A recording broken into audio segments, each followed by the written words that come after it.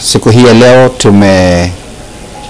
kama nchi ya Kenya tuko katika hali ya mourning kwa sababu ya kumpoteza former Prime Minister Raila Amolo Odinga, na kwa sababu hiyo tumeungana pamoja kama taifa kwa mwito wa rais wetu William Samoei Ruto ya kwamba kila mtu ambaye ni public servant, ambaye ni kiongozi, pamoja na yeye mwenyewe tukaweza kuahirisha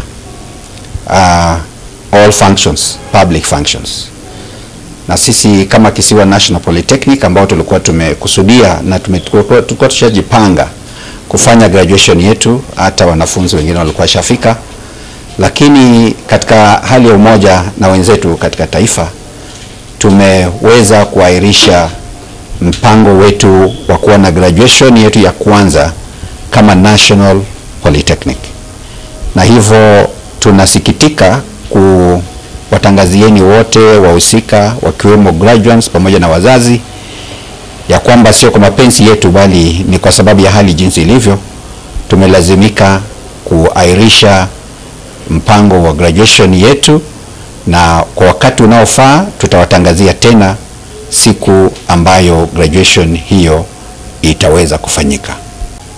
Lile ningependa kusema ni kwamba miongoni mwa wageni ama wageni mashuhuri ambao tulikuwa tumealika ilikuwemo rais wetu President William Samoei Ruto pamoja na wageni wengine mashuhuri, lakini mmesikia vizuri kila mtu jinsi rais amesema ya kwamba ameahirisha his personal state functions ama public functions, akatuomba sote tuungane pamoja na yeye kwamba kama public servants tukaweze kuahirisha zetu pamoja na zile ambazo yeye mwenyewe alikuwa amepanga. Kwa hivyo katika hayo tunaomba radhi.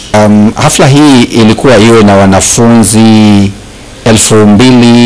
2457 kwa ujumla, na hivi leo jioni nafikiri walikuwa wamekuja kiasi kikubwa, lakini tumesemezana na wao, tumekubaliana na pia wao wamekubali kwamba ni vyema wakaweze kuungana na Wakenya wengine katika hali ya kuomboleza baba Raila Amolo Odinga.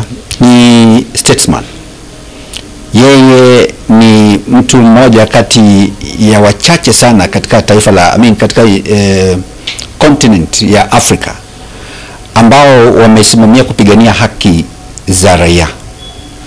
Kama yeye nafikiri amepigania haki sio tu za wana Kenya ama wananchi wa Kenya bali za Afrika nzima na za Mwafrika, the black man, the whole world. In Kenya Raila anajulikana kwa mambo ya constitution. Alikuwa mstari wa mbele kupigania mambo ya kubadilisha katiba ya Kenya na alifanya campaign ya kutosha.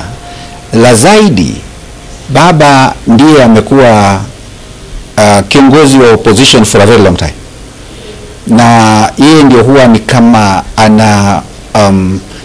anapeana kielelezo kwa mambo ya siasa katika taifa hili. Kule anasema taifa liende, huko ndio litaenda.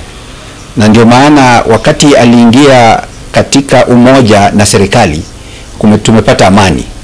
Kwa hivyo pia baba tunaweza kumkumbuka kwa sababu ya kuhakikisha kwamba amani inapatikana katika taifa, na amekuwa mtu ambaye ni wa huruma pia. Mwaka wa 2007 2008 wakati wa post election violence, nakumbuka ya kwamba wakati watu walikuwa wanaendelea kupigana, baba alionekana kwenye runinga akilia machozi, na alikuwa analia kwa sababu ya watu kuaga, na kwa sababu ya hiyo akakubali nusu mkate ili kwamba serikali iweze kuundwa na wananchi wa Kenya wapata amani. Kwa hivyo baba ni mtu ambaye hata kama ametuacha atakumbukwa kwa miaka mingi ijayo na vizazi vingi vijavyo kwa mambo mengi mema ambayo amefanyia taifa la Kenya.